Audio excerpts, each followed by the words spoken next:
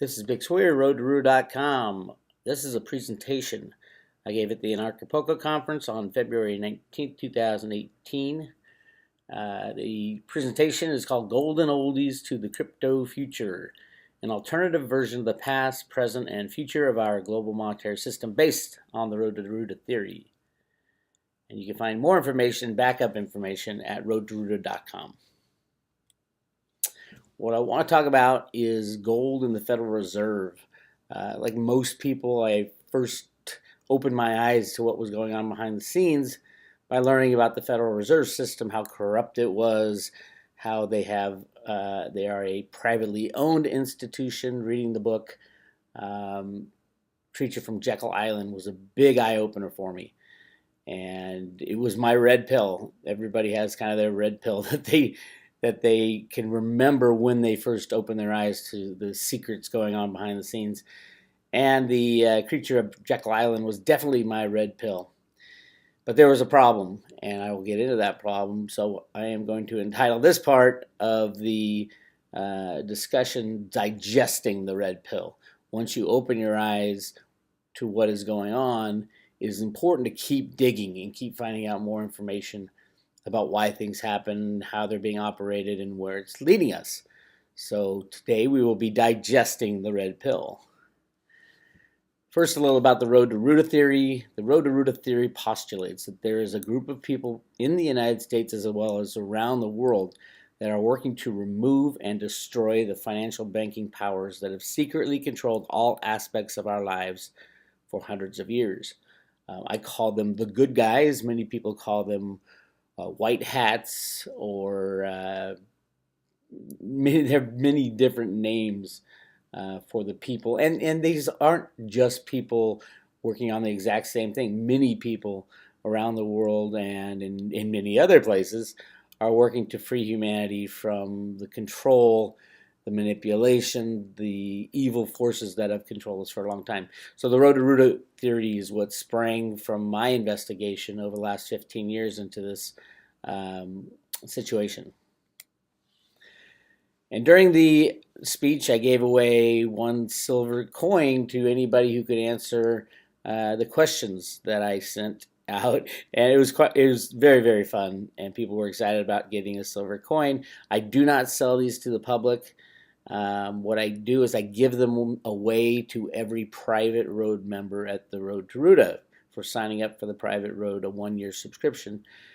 These coins are really cool, absolutely double strike. They have this luster on them, and they're all individually numbered. So people were very excited to get the coins, and in the live version of this speech, it was quite raucous when the questions came out.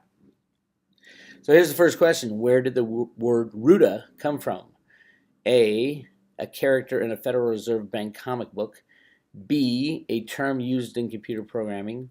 C, the basis of our electronic financial system. D, Alan Greenspan. Or E, all of the above. And I believe a Road to Roota subscriber got this one right. It is E, all of the above. So this is a Federal Reserve Bank comic book that was released originally in 1981 and then redone in 2007, and it was released on January 1st, 2007. Yes, the Federal Reserve does have comic books. This is the most bizarre comic you will ever read in your life, but there's absolutely a hidden meaning in this comic, a meaning about the need for scarcity, the need for gold in a monetary system. And once I analyzed this comic and really got my head around what it meant, it blew my mind that the Federal Reserve Bank, of all things, of all non-gold type things, really did have a secret agenda, and it was playing out to this very day. So on January 1st, this is what the website looked like. Each of these comics, and why I was there on January 1st is anybody's guess, but this is the exact day because I was there before, and this comic book was not listed on the Federal Reserve Bank of Boston website. So it was January 1st, 2007. And they were both posted with 2 big red exclamation points after them.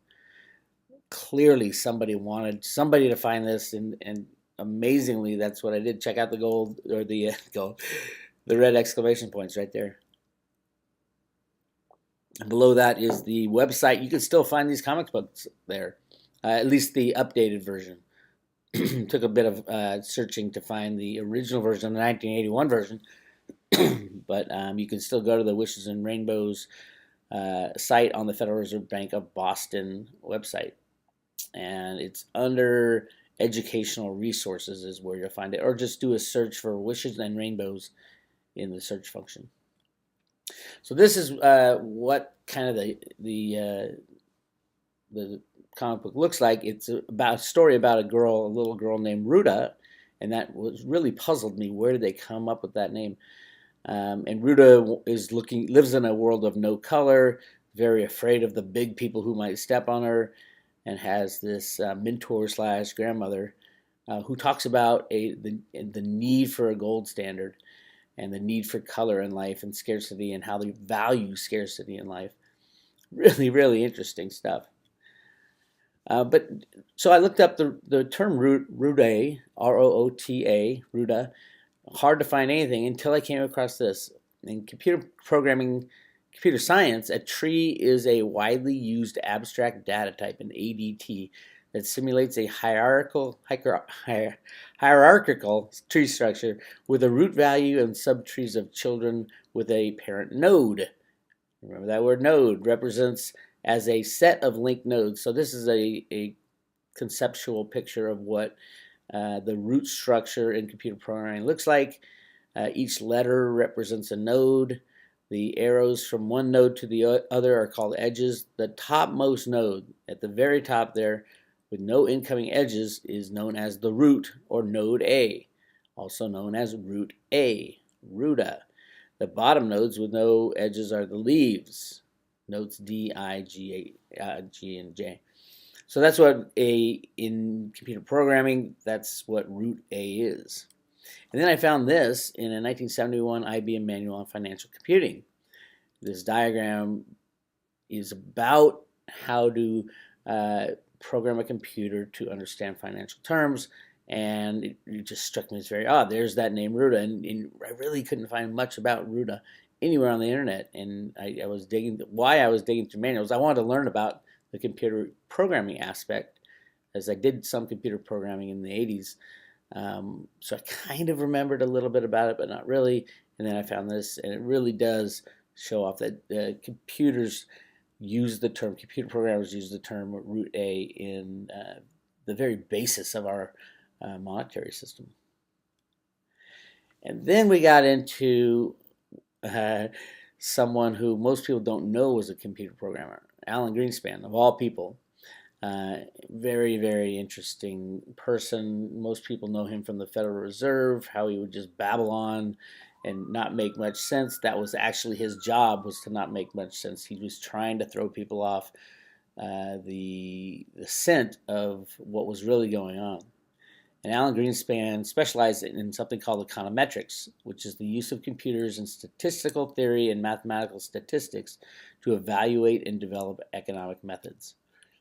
He was a childhood friend of John Kemeny, who created the first shareable computer program called BASIC. And they were really competitive childhood friends as to who was smarter, and they were both brilliant in their own right. In Alan Greenspan's book, The Age of Turbulence, Greenspan blames himself for the Y2K problem. And remember, the Y2K problem was somebody originally had programmed 2 digits for the year instead of 4. At the time when he was writing these programs in the 60s and 70s, Greenspan didn't really fully understand how embedded computer programming would be. So it didn't really click to him to program with 4 digits for the year when it changed over to 2000 from the 1900s. Really interesting stuff. So yes, when Al Gore said I invented the internet, it was seen as a joke. When Alan Greenspan says I invented, which he never did, I invented the unbacked financial electronic computer monetary system, he actually did do that. This guy Lowell, in Greenspan's office in Manhattan, he had a secret computer lab. attached to his office. So he had his regular office where he would meet clients, and right next to it was a door leading to another room which had all the computers. And there was a computer lab. This guy named Lowell Wolfbank, a member of Ayn Rand's collective, ran the computer hardware. He was known as the overpaid copy boy, because none of the secretaries or other people working in the office knew why this guy got paid so much, because all he was, he was an overpaid copy boy. They didn't even know what computer programming was back then, but they just saw Lowell in there all the time. They thought he was just making copies when he was actually operating the computer hardware and running the punch cards in the beginning, and then the computer software. And through his mentor, through Alan Greenspan's mentor, Arthur Burns, who was the head of the Federal Reserve System, Greenspan was able to secretly control all market prices via computer market rigging and derivatives from the early 1970s. Market controls continue today using the Exchange Stabilization Fund and prime dealer banks, with the CFTC and the SEC providing regulatory cover for the manipulation. So all markets have been under control of these computer program simulations, basically, and they control every single market that we have that is electronically based, which is almost all of them. And just to prove the point, in 1985, Alan Greenspan did a TV commercial as well as some print ads for Apple Computer. And Alan Greenspan was the only other spokesman for Apple Computer besides Steve Jobs, which is amazing to this day. It's just Steve Jobs used to talk about Apple Computer, and now, and that's it. And the only other guy was Alan Greenspan, who was the world's renowned world's most, not world renowned, because he was doing this all in secret for the most part, but he was absolutely a computer programming expert in the 1960s, 70s, 80s, 90s, and 2000s. And that is the reason they put the world's biggest gold bug in charge of the Federal Reserve in 1987 to rig and control the system. And if you think about it, 2 months after Greenspan got put as the head of the Fed, you had the gigantic market crash known as Black Monday, which happened in 1987, and it was all caused by computer program triggered trading. And voila, behind the scenes, there's the man pulling the levers with the great and powerful laws with computers. Crazy. Okay, so we're in the process of digesting the red pill, and now you know that there is something else going on at the Fed. There is this secret plan to control markets, for one, to prolong the unbacked fiat system, and then ultimately destroy markets. So why, on December 23rd, 1913, Woodrow Wilson signed the Federal Reserve Act. And let's get more into the Fed and why this was even allowed. It was late at night, December 23rd, 1913. Anybody who's read Creature from Jekyll Island knows about this conspiracy. If you haven't read it, very important to read this book. But Woodrow Wilson wasn't a shill of the bankers. It's very bizarre. As a matter of fact, here's what Woodrow Wilson said in his book right before he got elected. He said, "Our great industrial nation is controlled by its system of credit. Therefore, all our activities are in the hands of a small group of men who chill and check true economic freedom. We have come to be one of the worst ruled, completely controlled, and dominated governments in the world. No longer a government of the majority, but a government of the opinion and duress of a small group of dominant men." Now, why would someone who believes this sign the Federal Reserve Act? Question number 2, and this is the second coin I gave out. Why did Woodrow Wilson sign the Federal Reserve Act? A, he was corrupt and aligned with the bankers. B, he didn't know what he was doing. C, he was blackmailed. Or D, he was afraid of something. And the answer was D, he was afraid of something. This is very clear, and I'll tell you now what he was afraid of. Like I said, what was Woodrow Wilson afraid of? This is what he was afraid of. On June 19th, 2012, cover of the New York Times, this story came out. Tell of vast riches in the Grand Canyon. Men engaged in gold dredging operations expect to astonish the world. Have overcome obstacles. Steamboat placed in the Great Chasm. Large capital only can So that was the cover, and it went on to talk about within the article a lot of things. But here's the most important thing it talks about. F.D. Watson, who has been conducting operations for the Chicago concern, has come out of Lee's Ferry to report to his principals and make further arrangements to carry on the work. He declares that when the whole field has been developed, the supply of gold in the world will have been increased by billions. That's with an S, billions. I know that it will be difficult to comprehend that I have a correct conception of the wealth that is buried in the banks of the Colorado Canyon, he says, but I can demonstrate every statement I make to be absolutely true, and that my chief shortcoming is an inability to comprehend the vastness of the riches that lie along this great stream. Up the Colorado River, 150 miles, there's another great outcropping of the silt, which is being developed by a concern largely financed in the city and in Denver. This extends for more than 18 miles. Then it dips down and has been traced only once before the deposit at Lee's Ferry is again found. It is believed that other deposits can be tapped in Marble Canyon if that is ever made accessible. Remember, this is the early 1900s. The Grand Canyon literally was almost uninhabitable, and it was very hard to get to. Extremely. There weren't roads. You can't land a helicopter in the Grand Canyon. There weren't even helicopters. So it was just as remote as you could possibly get. Now here's the problem with finding billions and billions of ounces. In 1912, there was only 64 million ounces in the United States Treasury. And here's a table showing that. And the total gold reserves in 1913 for all central banks was 160 million ounces. 160 million ounces total in the world, and yet they have found billions and billions and billions of ounces of gold in the Grand Canyon. Here's one of the consequences. This was the consequence of the gold rush in the 1850s, where they found about, for the U.S., the gold supply increased about 70%. And what it did is cause hyperinflation. As you can see from this consumer price index, the CPI was actually the real CPI back then. It wasn't the fake one we have today, at least I think. Now, obviously, all those numbers are faked. So the ramifications of billions of ounces of gold added to the supply. Number one, the banks and the mega rich, asset value destruction. Remember, the banks and the mega rich and governments are the ones that held most of the gold. They would instantly see the value of their gold depreciate.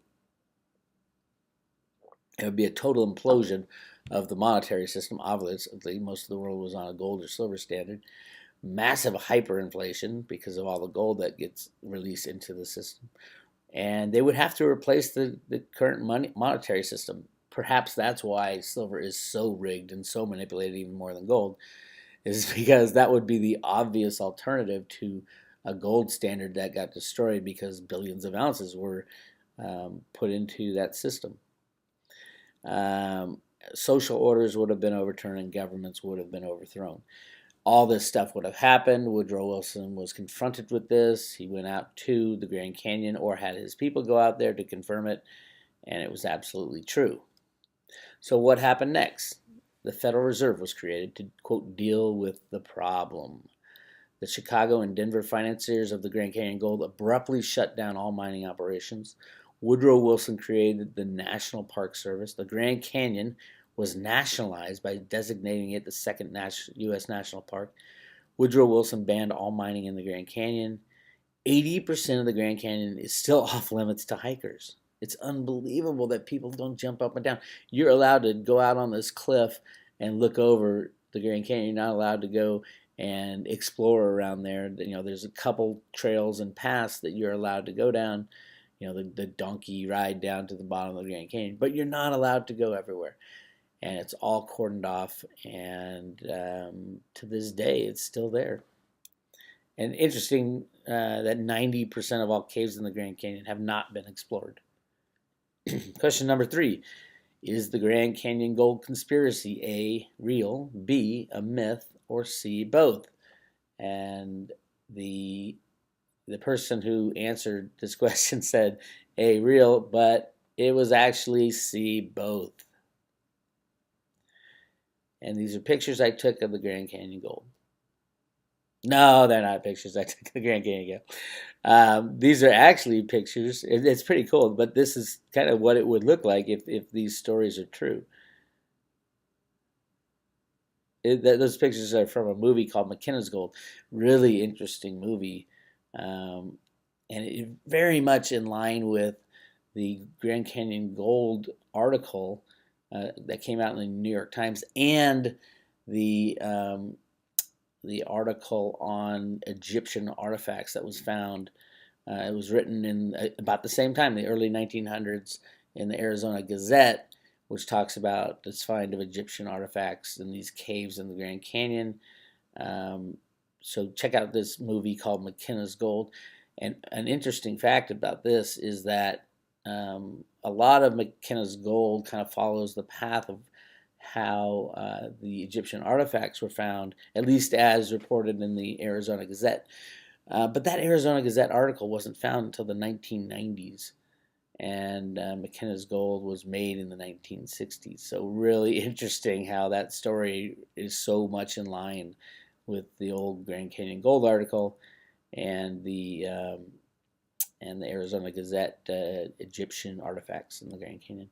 So let's talk about the myth first. A myth is a traditional story, especially one concerning the early history of people or explaining some cultural or social phenomenon. If you've done any history of hidden gold mines or Hopi Indian traditions, there's a place called Cibolo that the Hopi called a city of gold. There's also this, and this is right in the same area. And this area is the confluence of the Colorado River and the Little Colorado River. At a place called Lee's Ferry is where they built a river crossing, because it's almost 100 miles either way. It's almost uncrossable, especially back then. Remember, no roads, primitive crossings were available, but Lee's Ferry was pretty much the only way to cross for 100 miles either way. And it's the area of Sapapapu, which is the Hopi Indians' hole where where their ancestors emerged. The Hopi tradition talks of the Hopi having to go underground and living with the ant people in caves. And then, are there Egyptian artifacts in the Grand Canyon? Absolutely. And if you look at the $1 back of the one, and also the mountains, all the mountains in the Grand Canyon are named after Egyptian gods. And the back of our $1 bill still shows this pyramid. And nobody even questions why a pyramid is on the back of the $1 bill. But you can see in the pyramid, in the back of the $1 bill, clearly on the ground there are bushes. And I don't recall seeing any bushes and leaves and foliage around the base of the Egyptian pyramids. But clearly something is going on that we're not allowed to know about. So what is going on? Let's find out. Is the Grand Canyon story that was published on June 19th in 2012, is it real? Or is it maybe just a fake story? Fake in order to force Woodrow Wilson to sign the Federal Reserve Act.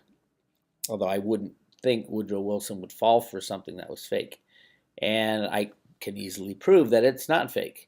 Let's start with the steamboat. Was there a steamboat placed in the Great Chasm of the Grand Canyon? Absolutely, and here it was. It was built in, actually, it's called the Charles H. Spencer, and it was built in San Francisco, brought by train to about 100 miles away, the closest train depot, and then by horse and cart and buggy, and it had to be assembled on site in the heart of the Grand Canyon. Crazy stuff. But this is a picture of it in 1911 when they were building the steamship. And the steamship was used to carry coal from about 20 miles upriver, back and down, because they needed coal to run the hydraulic systems that they were using on the gold and the banks and the walls of the Grand Canyon. And this is the Charles H. Spencer that's tied up on the Grand Canyon. in this picture is in 1912. This is when they finished building the steamship, and this is what was reported on the front page of the New York Times. And voila, by 1951, it had been put out of commission. It was sitting on the side of the Colorado River. There it is. Can you imagine? It took 6 months to get that steamboat out to California and set up. Huge cost, just gigantic cost to do this. And there's also a 100-foot barge that went with it. Crazy that they just stopped, automatically, instantly stopped. And you can find a lot of information. I found a lot of information in this report. There's a picture of the steamship in 1962. This is where I found a lot of information about that steamship called the Charles J. Spencer. This is a report in 1987 by the Glen Canyon National Recreational Area.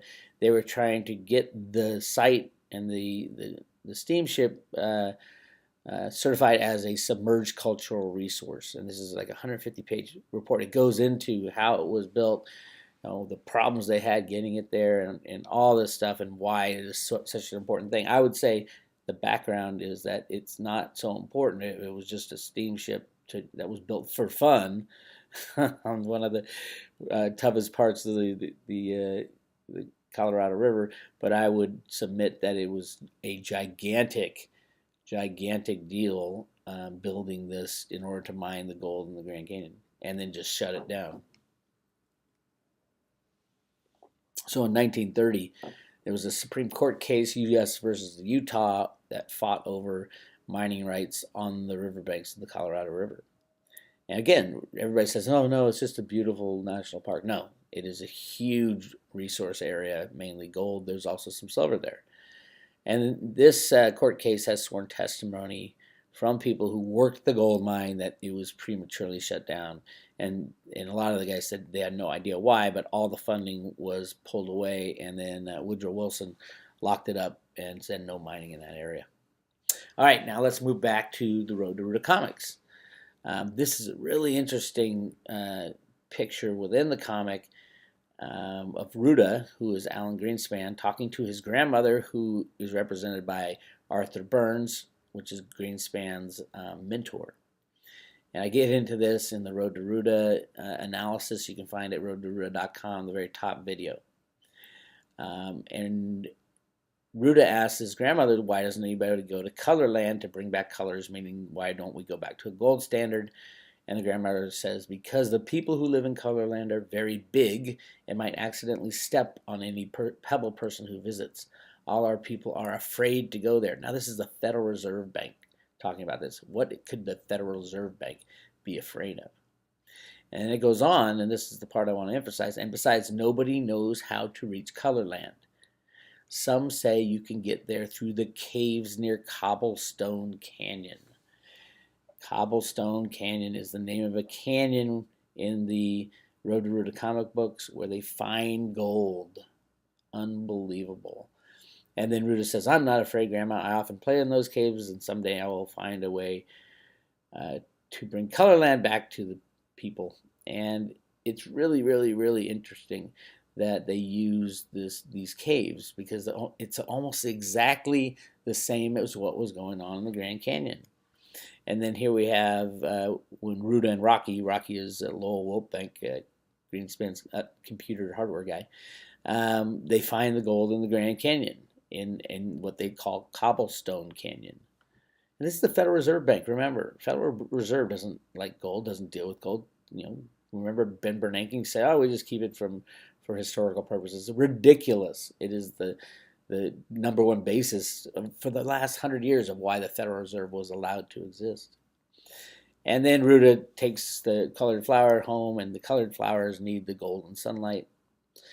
And here's a really interesting thing, back to that movie McKenna's Gold. In the movie, they find the gold, and then there's a rock slide that covers up the gold, and same thing's happening here with Roota and Rocky down the bottom. A rock slide has closed off the whole tunnel, and now what do we do? And they find more gold somewhere else, which the U.S. government has at Chocolate Mountain. They found another in California. They found another huge gold mine, Just the parallels are unprecedented. Okay, we're still digesting the Fed red pill. See, there's a lot going on behind the scenes now. Question number 4, was the Grand Canyon gold ever used? A, yes, and it's all gone. B, no, it's still there. C, some was utilized, but most is still there. And D, it's all a crazy conspiracy theory. And the answer is C, some was utilized, but most is still there. I believe. It could be even A and C, but I really think some is left because they have not done significant work, but they have mobilized some of it, and I'll go into how. I know. In 1934, or just recently, a whole bunch of gold-backed bonds were found, trillions of dollars, and there has been some suggestion that these are all fake, and that's what the Federal Reserve said when somebody tried to cash some in, is these are all fake. But it really calls into question, it's clear that these boxes and the certificates and all that are very old, and they would, if anybody carbon dated it, probably would very easily see that these are dated at least 70, 80 years prior to now. So they weren't invented now. They were made in probably the 1930s. And the intricacy of the boxes that they were held in, and the parchment, and the amount of work that went into this is just phenomenal. And it was not easy to do back in 1934, all the printing of these certificates, and it was amazing that they did this. They hid them away, and all of a sudden it's found. So is it fake? I don't think so. These are gold-backed bonds. And I don't think these are fake at all. I think they are the real deal. They might have been already cashed in, which I'll get into in a second. But these are definitely something that are real, because no one would spend all the money to have this done for no reason. Because clearly the Fed today isn't going to cash these in. So it isn't someone with a lot of great technology to make things look old, and they're going to spend a couple $100,000 to have these things put together. And there's a lot of them, trillions of dollars in gold-backed bonds. Really interesting stuff, but it gives credence to potentially maybe the Fed in 1934 when they confiscated gold at the end of 33, and now they're issuing these gold-backed bonds around the world. Absolutely makes sense if you have gold in the Grand Canyon and can prove it. You're not going to mine it, but you can mobilize that gold by using gold-backed bonds. And who would accept them? Someone who's been there, someone who's checked out the gold in the Grand Canyon to verify that it's real. Now here's where we get into a really bizarre part at the International Association of Cryptographic Research. They have one of these mystery gold bars that nobody knows what they are. There's 7 gold bars that have cryptography on them, Chinese writing, U.S. writing, and they speak of a $300 million loan. That the Chinese, a loan of the gold loan that the Chinese lent the U.S. In exchange for what? Probably those gold-backed bonds. But it's really interesting about these bars, and nobody has been able to decipher them, so they're one of the top 10 mysteries yet to be solved. And here's one of the gold bars that talks about the $300 million loan. You can see the computer, or the numerical and letters and all the cryptography stuff on it, which hasn't been deciphered. And there's Chinese writing and English. But here's a really interesting bar. Check out on the left side. And first of all, look at those. There's an airplane over there, which will be very significant. And all the cryptography. And then it looks like it's layers of gold right here in the bottom with the wiggly lines. Is that a stream? I don't know. Let's think about it though, and check out these symbols, the 0 with a slash through it, and I'll talk about that in a second. But also that these zeros with slash through it looks like it's about half empty. Was gold mobilized from the Grand Canyon? The real stuff, I don't know. But look at this. Here's another bar, and it looks like, unbelievably, it looks like a canyon on the right side, and it looks like a plane crash right above it. Remember that plane? And then the cryptography, and everything else is really clear except that thing. And it really kind of does look like 2 planes crashing right above a canyon. and then the zeros are, for the most part, almost empty of the gold. Really, really interesting stuff. And when you connect that with this, the worst commercial plane crash in history happened in 1956. 128 people died up to that point, and they supposedly crashed right above the very spot where they found the gold in the Grand Canyon. Unbelievable, and it's just an amazing story. And how two plane crashes that were leaving from the same airport, one's going to Chicago, one's going to Kansas City, completely different routes, they crash in that exact same spot. A little too conspiratorial, but hey, stranger things have happened. So what happened? There's the route of those doomed airliners, and they cross right above the exact spot where the gold is. What happened was they had to shut down that area, the Grand Canyon, and they used 12 heavy lift helicopters over a 2-week period for supposedly cleaning up the parts of both aircraft. No, there was no plane crash. They used the helicopters to get the gold out, in my opinion. And they couldn't do it without causing a lot of ruckus, so they made up this story. And you go back to those gold bars, and that's exactly what it looked like happened. All right, we're still digesting the red pill, and we'll keep going. So much going on behind the scenes of the Fed. It's not just Federal Reserve bad guys and out to kill us and steal our money. There's a different agenda going on. And yes, there are bad people at the Fed, but it's important to understand why the Fed was created and where it will lead us. And that's the key. Question number 5, when will the Federal Reserve end the manipulation? A, never. We're screwed forever. B, not very soon, as it would be too disruptive. C, this year, 2018, the takedown kicks in high gear. Or D, it will take decades or centuries to end fiat money. Again, somebody picked an answer that I don't think is right. It was close to right, so I think I gave them a coin anyway. And they picked B, not very soon, as it would be too disruptive. I mean, it's been 100 years that they've been, the Fed and the U.S. government has allowed this to go on because ending that system would be too disruptive. But the answer is C, this year, 2018. And it kicks into high gear. And here's why. Here we go. Ready for your conspiracy stuff? The 1988 Economist magazine had the gold medallion around its neck, and it had a 2018 on it, and it said, get ready for a world currency. A lot of people confuse this with a one world government.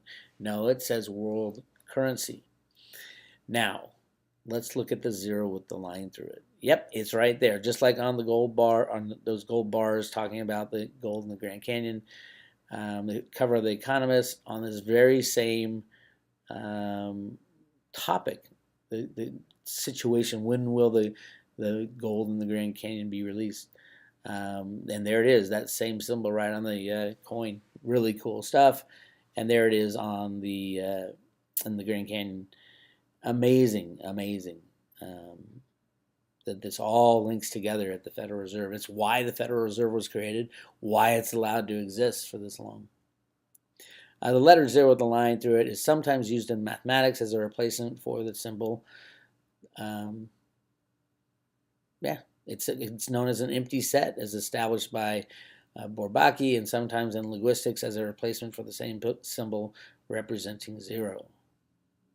The zero symbol is always drawn with a slash circle, whereas in most typefaces, the letter O is a slashed ellipse. It kind of looks like me also, and Clif and I have had discussions about this. It could even mean the introduction of a computer-based system, because that's how a zero is represented in the early computer programming. Okay, let's get into a little more conspiracy stuff. On the cover of The Economist magazine, I've done 2 articles at Roota.com analyzing the 2016 and 2017 Economist magazine. Amazing stuff in there, all kinds of stuff.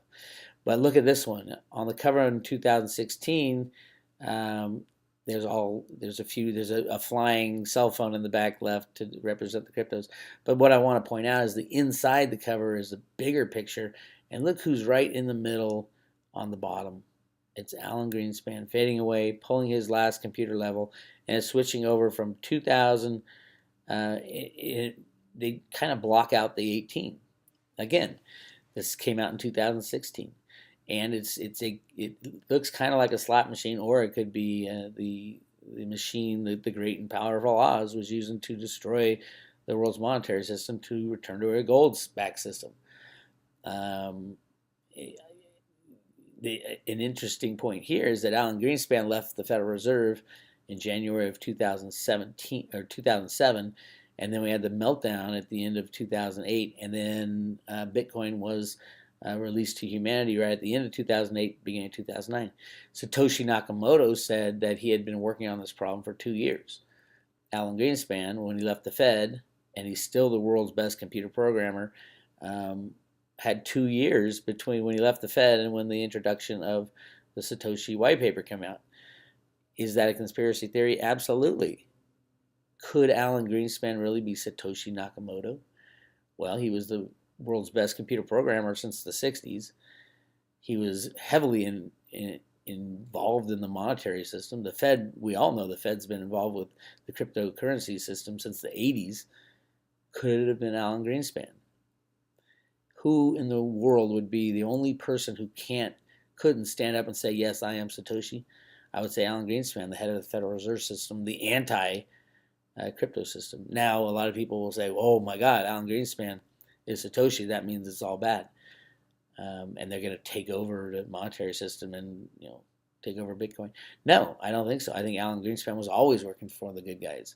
Remember Roota sitting on her grandmother's lap saying, I can fight these bad guys who want to step on us. So I absolutely think he was involved, if not the Satoshi. And if he was Satoshi, he clearly couldn't come out and say, I'm Satoshi Nakamoto.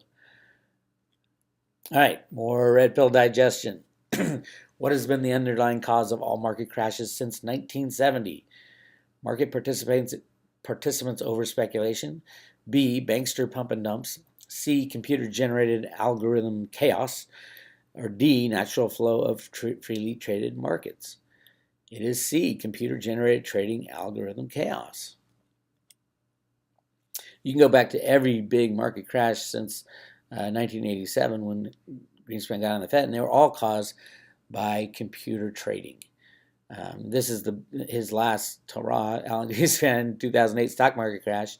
This is what Senator Kanjorski said right after the crash. An electronic run on banks happened on September 15, 2008, draining $500 billion from the money market funds in 1 hour.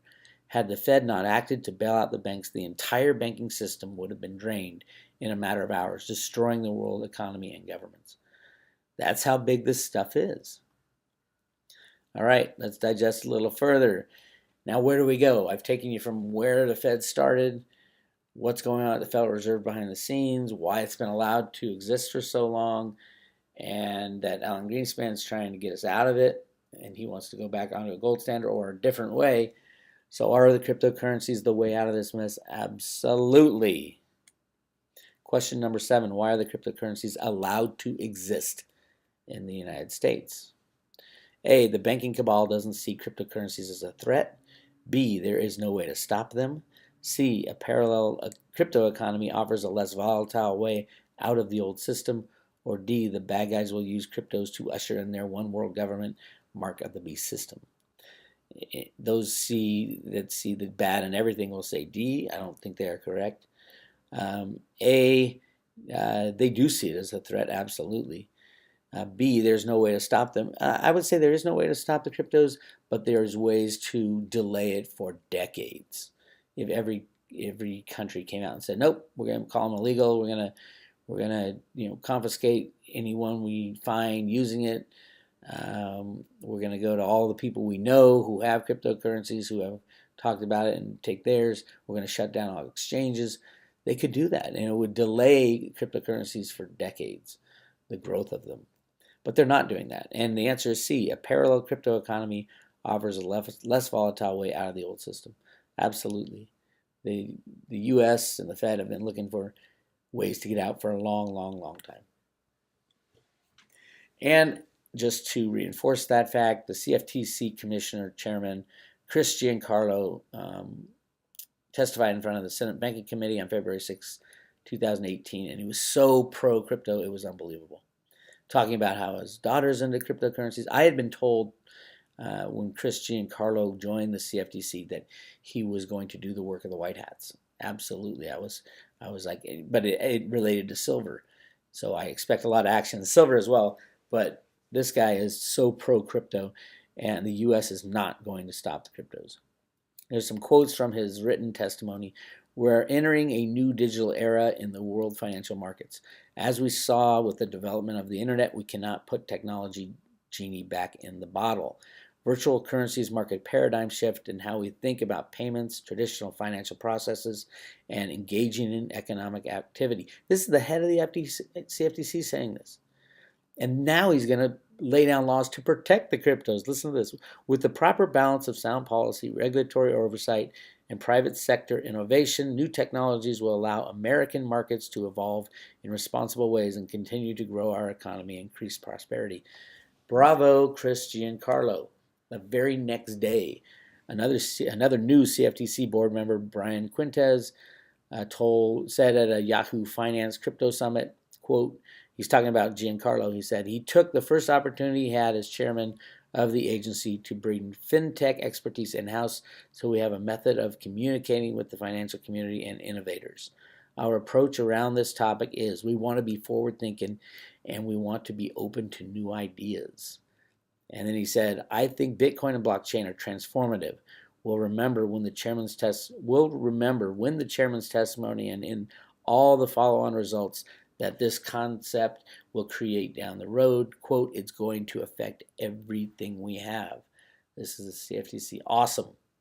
So it's such a vindication of the Roota theory, especially that there are good guys behind the scenes working to take out the bad guys. So the final question was, why is Clif High so bullish on the future of cryptocurrencies? I am a big fan of Clif High, and why is he so bullish? A, because he owns a lot of them. B, because they permeate his webbot data for the next 100 years. C, because his data has humans using cryptocurrencies in space. D, because we need them for the transition out of the dying fiat system. Or E, because he enjoys our monthly Three Amigos discussion. Or F, is it all of the above? Of course, it is all of the above. Yes, he owns cryptocurrencies. Yes, the cryptocurrencies has been in his data long before Bitcoin was even released, long before the white paper. Clif had been looking for this thing that he could not name within his data, a new form of money that was decentralized and run by the people.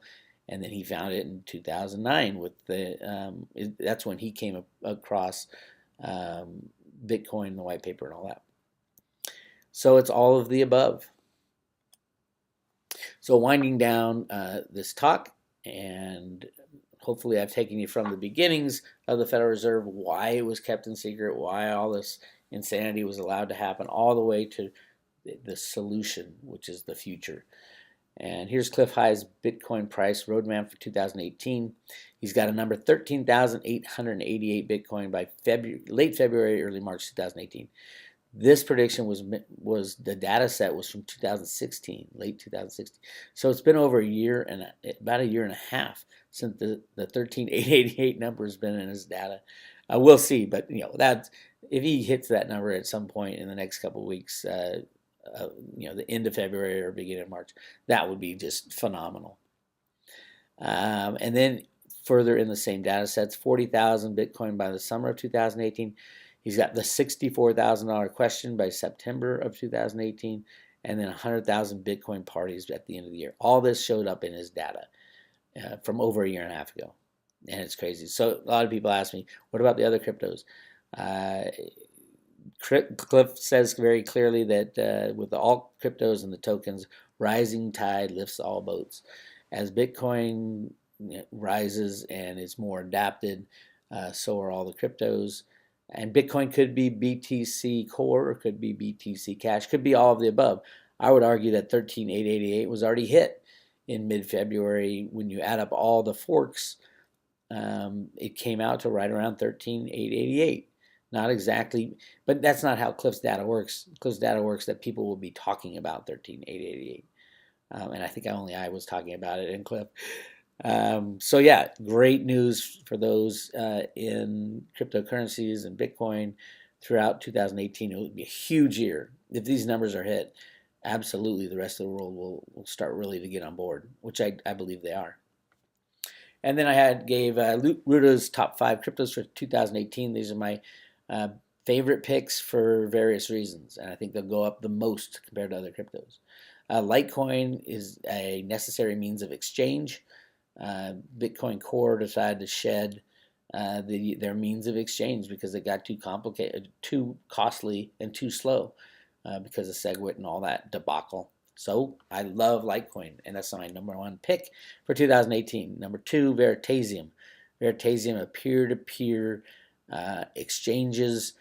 It will replace the corrupt capital markets. Reggie Middleton is working on the Jamaican Stock Exchange to start, and then he's going to the DAX. The DAX is the German stock exchange they're talking to about implementing Veritasium-based peer-to-peer exchange. It's going to be unbelievable. Bitcoin Cash, because I think Bitcoin Cash will ultimately be more useful than Bitcoin, and I think Bitcoin Cash will catch up to where Bitcoin is going, which means a larger increase in percentage-wise for your investment this year.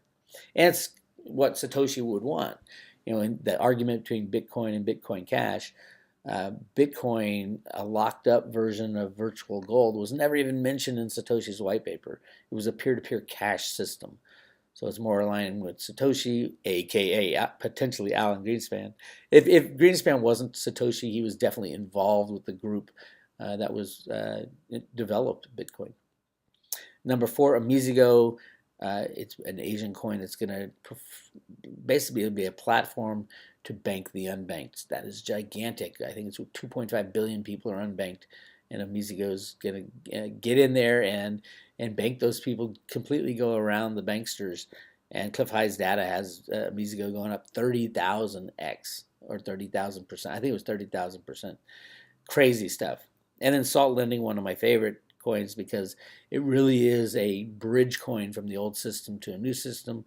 Yes, they have to get all the approvals from the state and local federal regulators, but it is happening. And I think by June, Salt Lending will be a monster, and people will be using the Salt Lending platform to take out crypto loans. There's over 60,000 people in line to get crypto loans at Salt Lending, so definitely check that one out. And I have been mainly doing, finally doing YouTube videos for the last year and a half or so, because it really is a different way to get your message out there. I was a writer for a very long time, and in researching this discussion, I had to go through the archives of the Road to Roota, and I found this article I wrote a long time ago. And you can go to roadtoroota.com and check out all the things we got. At the bottom of each section, there's archives, and you can go back in time and see what I was talking about since, since early 2000 in my fight with GATA. But I wrote this article, and I think it's very important, even to this day. I remember when I wrote it, probably about 10 years ago. And it's called, "Are You Ready for This, America?" We have arrived at a point in our nation's history that will define how our future will unfold. There are now only 2 roads left to take. The first road continues our relentless pursuit of power, control, and manipulation that can only spell destruction in our future. Destruction of our liberties, destruction of our prosperity, and destruction of our moral compass. For too long, our controllers have lied, cheated, and stolen their way to the top, only to discover that we, the people, have been left behind in the process. The second road completely destroys the global fiat monetary system, erasing all forms of false wealth, false power, and false governance. It is truly a creative destruction event that has never been witnessed in the history of mankind. All paper and electronic debt forms of wealth will evaporate in the blink of an eye, completely leveling the playing field in order to rebuild our monetary structures from the ground up. It is a lesson to be learned the hard way, but it is a necessary lesson in order to create a new future for our country, a future built on hard work, complete honesty, and goodwill towards others. Down this road, our founding fathers' ideals patiently await our return. We hold these truths to be self-evident, that all men are created equal, that they are endowed by their Creator with certain unalienable rights, that among these are life, liberty, and the pursuit of happiness. Our country is standing at the crossroads. The only question left is which road we will choose. May the road we choose be the right road. Thank you very much.